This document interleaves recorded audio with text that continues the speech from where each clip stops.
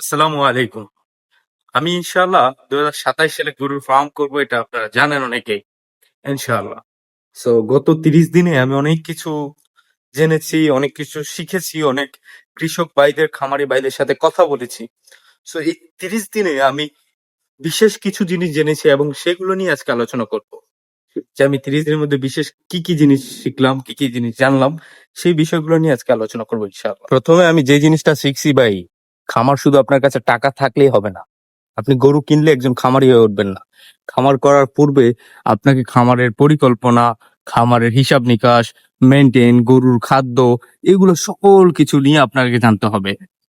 যে আপনি ভাবতেছেন যে আপনার কাছে অনেক টাকা আছে, 1 মিলিয়ন 2 মিলিয়ন টাকা স্যার, আপনি স্টার্ট করে ফেললেন খামার, এরকম না ব্যাপারটা। দ্বিতীয় বিষয় যেটা হচ্ছে, প্রায় সকল সফল খামারি থেকে আমি শুনেছি যে গরুর খামারের সবচেয়ে বেশি খরচ হচ্ছে খাবারের পিছনে।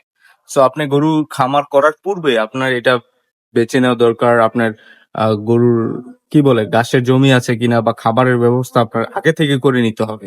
সেই জিনিসটা আপনার খেয়াল রাখতে হবে।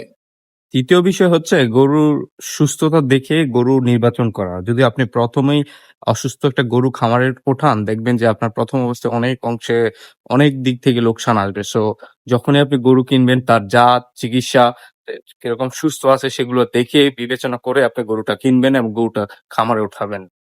চতুর্থ বিষয় হচ্ছে ধৈর্য। খামার পেশা এরকম একটা পেশা, এটার মধ্যে আপনার ধৈর্য ধারণ করতে হবে 100%। এখানে আপনি ওই তাড়াহুড়া করে যে আপনি কোটিপতি, লাখপতি হয়ে যাবেন এরকম না ব্যাপারটা। এই সেক্টরটা হচ্ছে আপনার ধৈর্যের একটা খেলা। সো যখনই গরুর খামার করার বা ছাগলের খামার করার আপনি চিন্তা করবেন, পূর্বেই এটা মাথায় গেঁথে নিবেন যে আপনার এখানে ধৈর্য ধরতে হবে। ধৈর্য ধরলে ইনশাল্লাহ এখান থেকে আপনি ভালো একটা বেনিফিট, ভালো একটা ফিডব্যাক ইনশাল্লাহ পাবেন। তবে আবারও বলছি, ধৈর্য ধরতে হবে আপনাকে।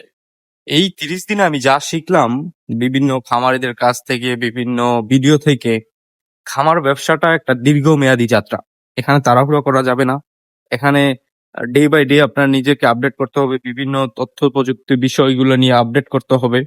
সো এভাবেই করলে আমার মনে হয় সবচেয়ে বেটার হবে। আরেকটা বিষয় কি দেখেন, আমি ইনশাল্লাহ এখনো শিখছি। আমি এখন অনেক কিছু জানি না। আমি এখনো শিখছি এবং নিজেকে ২০২৭ সালের জন্য প্রস্তুত করছি। বাকিটা আল্লাহ তাআলা ভালো জানেন। আরেকটা কথা, আজকের ভিডিওটা বেশি লং করব না। আপনাদের মতে কি মনে হয় যে শুরুতে কি, কি জানা প্রয়োজন বা কি, কি শিখলে আরো বেটার করতে পারবো আমি? দয়া করে একটু কমেন্ট করে জানাবেন।